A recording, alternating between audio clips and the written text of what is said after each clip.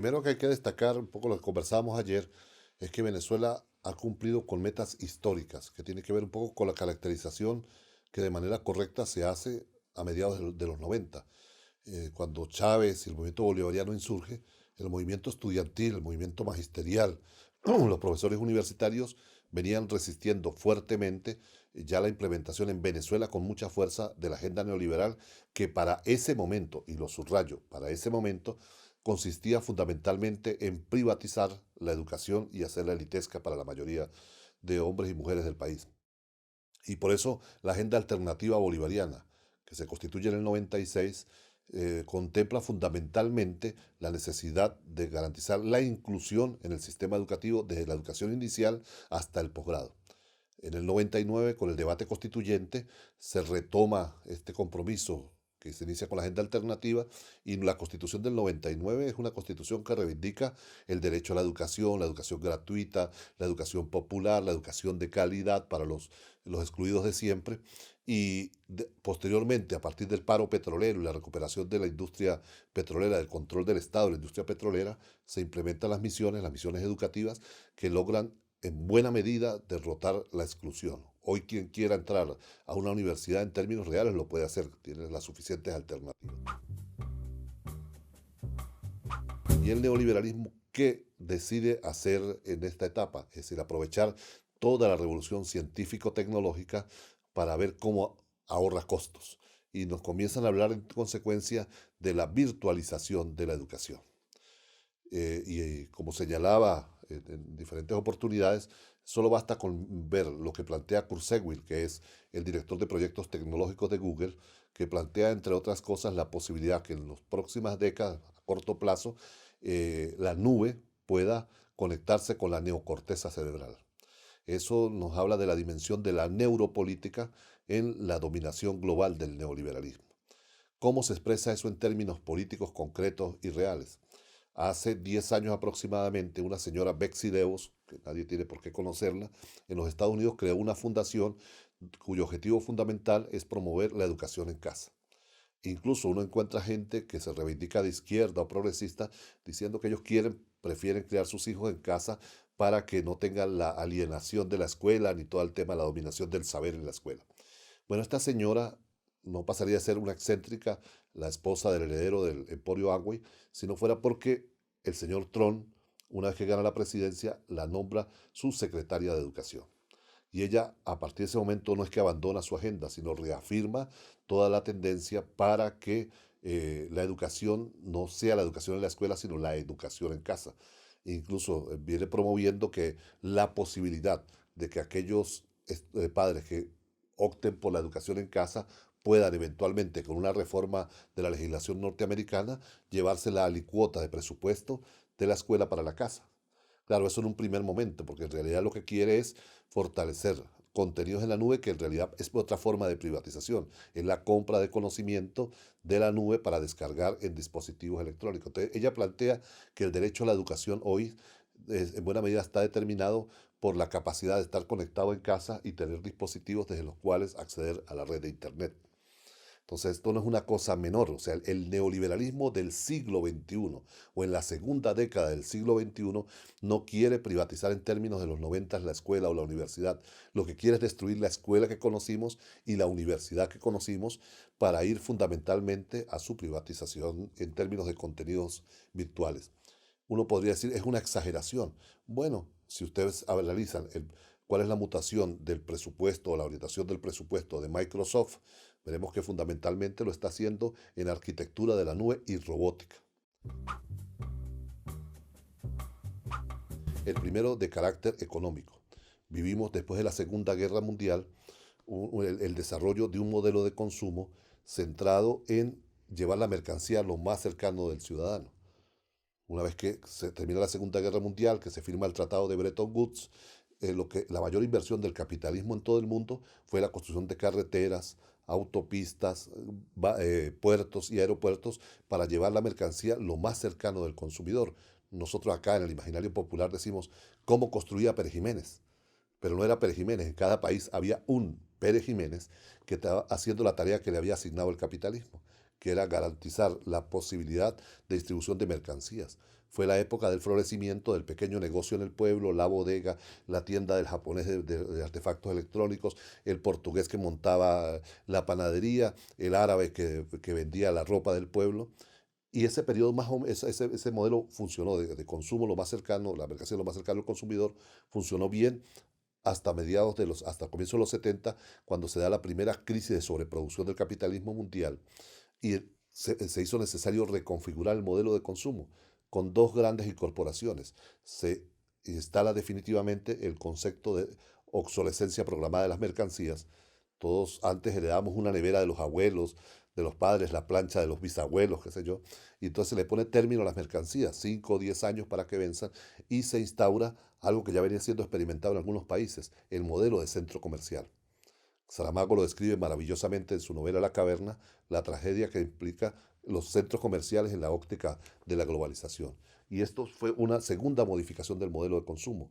Ahora era el consumidor el que tenía que ir a donde estaba la mercancía en los grandes centros comerciales. Y este modelo rápidamente volvió a reactivar la economía del mundo y funcionó más o menos bien en los 80, los 90. Con todo el auge de la conectividad, el Internet se comienza a desplazar el modelo de consumo a un consumo online, un consumo en la casa. Hoy en los países con alta conectividad, nadie se le ocurre, mucho no se le ocurre ir a un restaurante, sino prefieren pedir la comida para la casa, pero también comprar cualquier zapato, un pantalón, un libro online para que le llegue a la casa. O sea, hay una nueva reconfiguración en marcha del modelo de consumo para que el consumo se produzca en la casa. Una segunda mutación es el modelo de sociabilidad. Antes nuestras generaciones encontraban en la calle el espacio de socialización.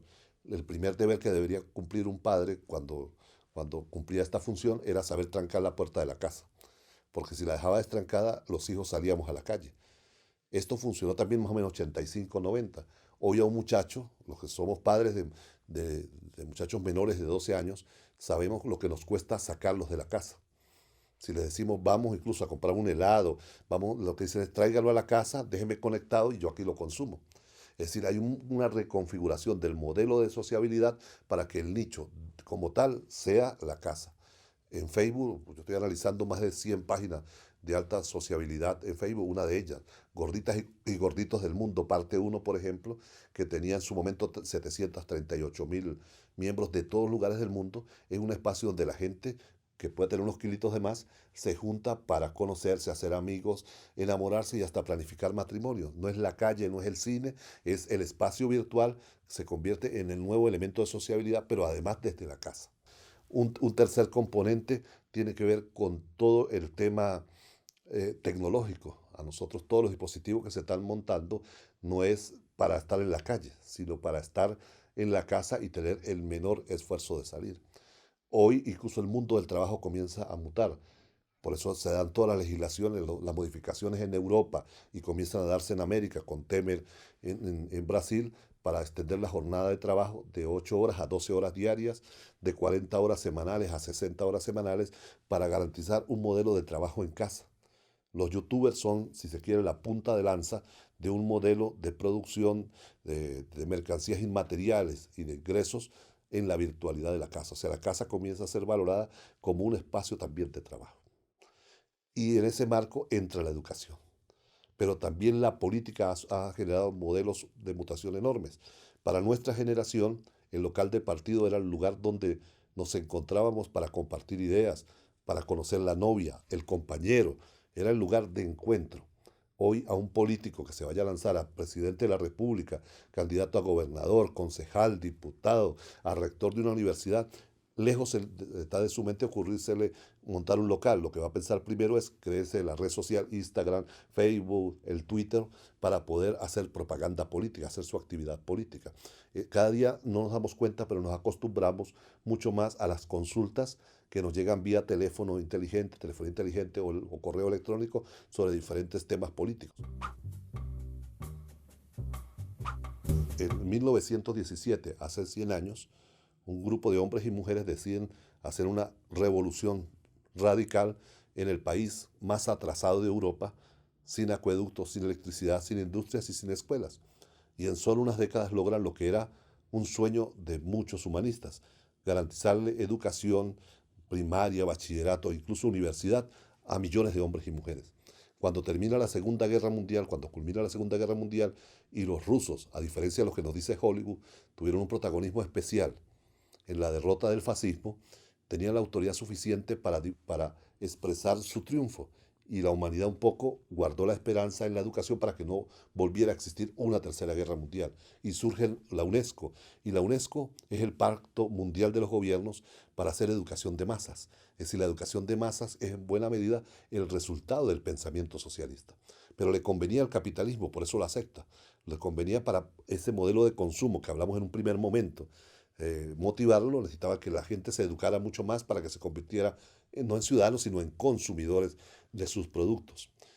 Pero había un elemento que les resultaba peligroso, la pedagogía o las pedagogías. Porque las pedagogías son una interpretación del hecho educativo en su conjunto y no solo de tecnología de enseñanza del aula. Las pedagogías contienen currículo, contienen didácticas, pero también contienen planificación, presupuesto, análisis de contextos, es decir, una visión crítica del hecho educativo. Y comienza un proceso de la década de los 50 de destrucción de la pedagogía. Y se nos comienza a decir que no es necesario hablar de pedagogía, sino que hablemos, en los 50 se nos dijo que lo sustantivo era la didáctica, que no había que hablar de pedagogía sino didáctica. Hoy en día incluso yo he sido jurado de tesis que dicen que pedagogía es igual a didáctica, que expresan ese problema que se dio en los 50. En los 60 se deja de hablar de didácticas y se sigue el ataque a la pedagogía. Y se nos dice que lo sustantivo de la pedagogía es la formación de directores, de planificadores y supervisores. Que no hay que hablar de pedagogía, sino de eso. Venezuela tiene dos ejemplos concretos institucionales de ese periodo. El Mácaro en Maracay y el CIER de Rubio, que fueron financiamientos de la OEA para que vinieran maestros de toda América Latina a formarse como directores, supervisores y planificadores acá, en lo que fue la moda de los 60. En los 70 continuó el ataque a la pedagogía y se tomó otro de sus elementos como el centro. Y se nos dijo que lo más importante de la pedagogía y lo que había que estudiar era la evaluación. Y nos metieron en un debate sobre evaluación cualitativa, cuantitativa, y casi que resultó proscrito el debate sobre las pedagogías. Entonces se fue desmembrando y pasamos una década así. Y a partir de los 80 desembarca la moda de más larga duración, la moda del currículo. Y se nos dice que no hay que hablar de pedagogía, sino de currículo, y que el currículo lo es todo, que el currículo es el centro de cualquier transformación, y nos meten en la obsesión de los contenidos para controlar cualquier proceso de formación, pero también destruyen definitivamente la pedagogía. Las universidades que forman pedagogos, entre comillas, en Venezuela o en México o en Argentina, dejan de hablar de pedagogía y se concentran en el currículo. Y en el 2008 desembarca la moda más feroz de todas, la moda de la evaluación de la calidad educativa, que ya no es un elemento de la pedagogía.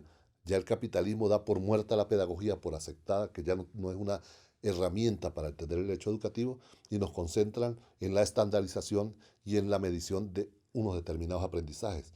Pero además solo 4 aprendizajes: matemáticas, lectoescritura, con surfeo de las ciencias, que era un concepto de surfeo de las ciencias, y habilidad de aprendizaje tecnológico, porque son los 4 componentes que requiere el capitalismo para el obrero, para el empresario, para el tecnólogo del modelo de desarrollo de fábricas 4.0 en el siglo XXI.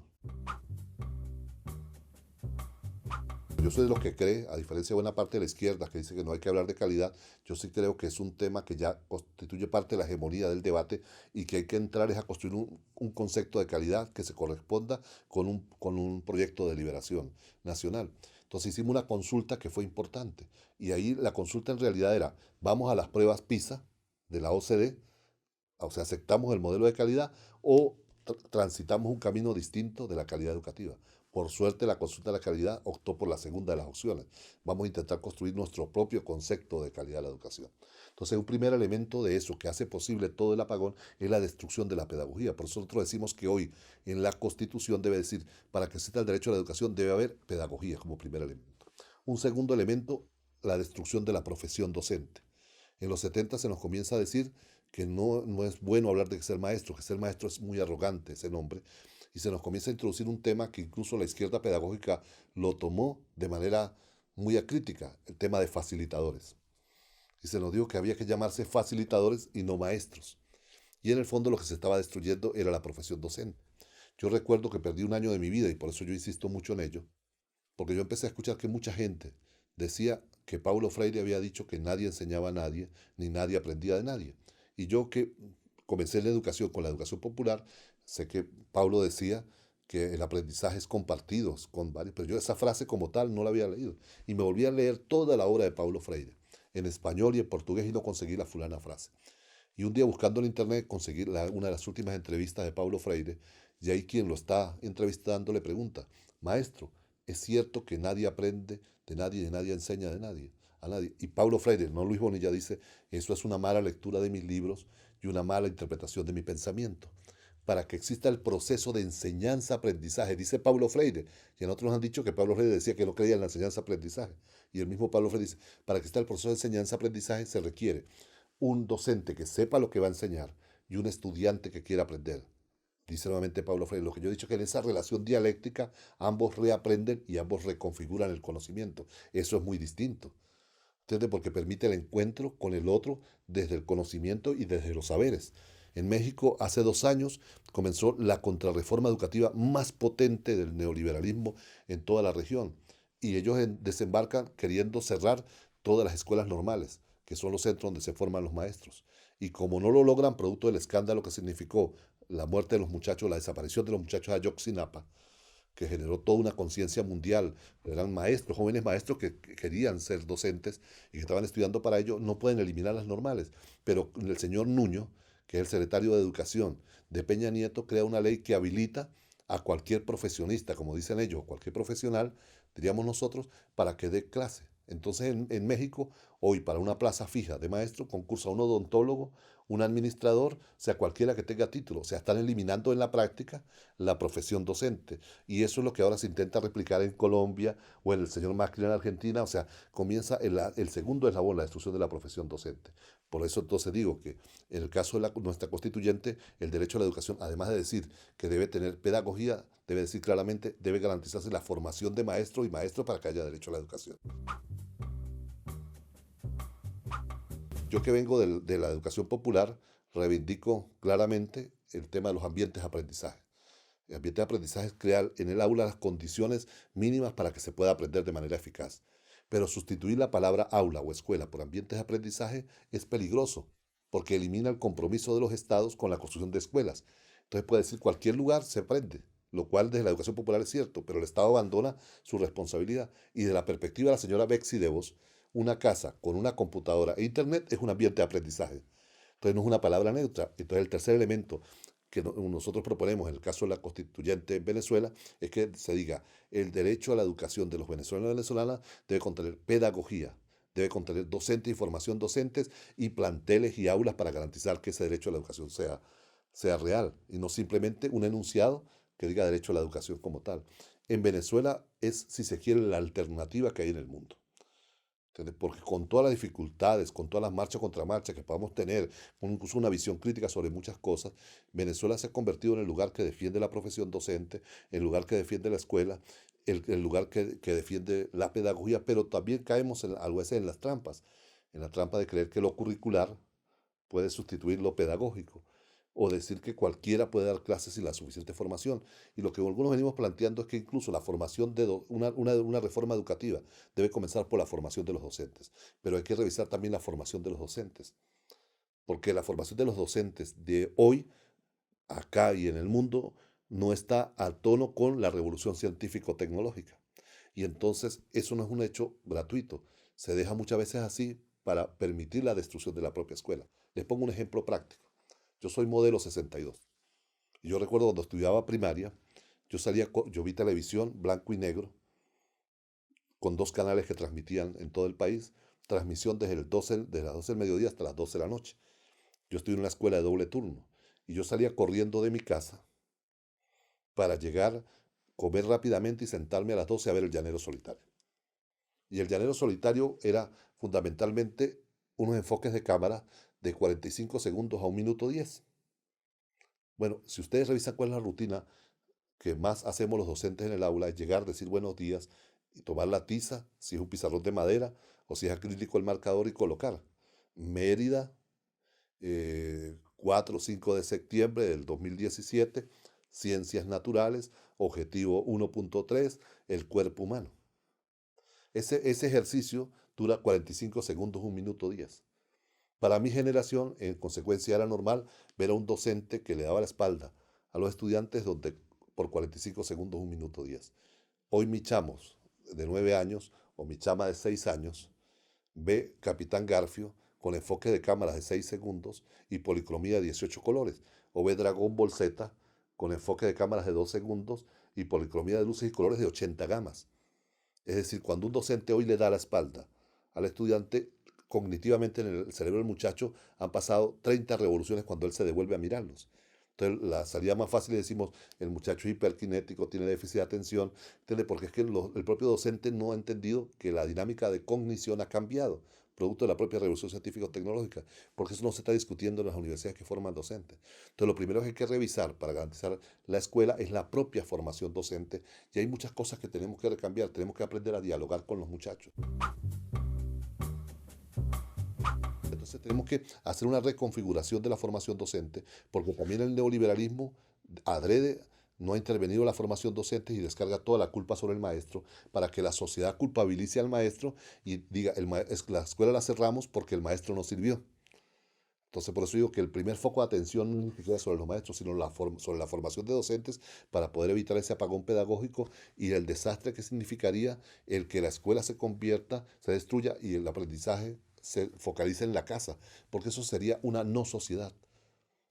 Una sociedad donde los jóvenes, donde los niños, donde los adultos no nos encontremos en la plaza, en el campo, en la escuela, es una no sociedad. Es el triunfo máximo del individualismo. Ahora, ¿esto lo podemos derrotar? Yo estoy convencido que sí. Lo que yo vi en México, y he tenido la oportunidad de acompañar mucho a los compañeros de la CENTE, la combativa Coordinadora Nacional de los Trabajadores de la Educación, he visto a docentes que han dicho, no, no estamos dispuestos a permitir el cierre de la escuela. En Chile uno ve al Sindicato Nacional de Trabajadores de la Educación resistiendo. En Argentina ve a la CETERA. En Brasil vio uno a los muchachos de Juntos y los sindicatos del magisterio. La nueva FECODE en Colombia viene resistiendo. El Sindicato de Trabajadores de la Educación en Panamá. O sea, la medida que los docentes tomemos conciencia de que no podemos ser elementos pasivos, sino actores fundamentales en la resistencia a la agenda neoliberal, podemos frenar eso. Pero defender la escuela no significa darle las espaldas a la tecnología. Es como hacemos una escuela del siglo XXI, empalmada con todo el desarrollo científico y tecnológico para poder dar respuesta a eso que Kurzweil dice o señala. Kurzweil dice cosas que son alucinantes, que es el de proyectos tecnológicos de Google. Habla de la posibilidad en las próximas décadas de hacer backup de nuestros pensamientos, de poder respaldar nuestros pensamientos en un disco duro. Ahora, ¿cómo eso lo va a entender la educación y los sistemas escolares? ¿Podemos solo considerarlo ciencia ficción? ¿Podemos considerarlo solo futurología? ¿O tenemos que comenzar a hacer teoría de cómo entender el desarrollo del cerebro, producto de la revolución científico-tecnológica y las nuevas maneras de concebir la cognición y la nueva forma de entender los imaginarios de los niños y los jóvenes? Esos son los desafíos de la formación docente. Yo sigo creyendo que la educación, los sistemas escolares y la escuela son fundamentales para construir otro mundo posible, pero que si no hacemos una profunda reforma de la formación docente, de la escuela y no pedagogizamos todo el hecho educativo, estamos allanando el camino para que el neoliberalismo y la agenda neoliberal triunfe en América Latina y en el mundo.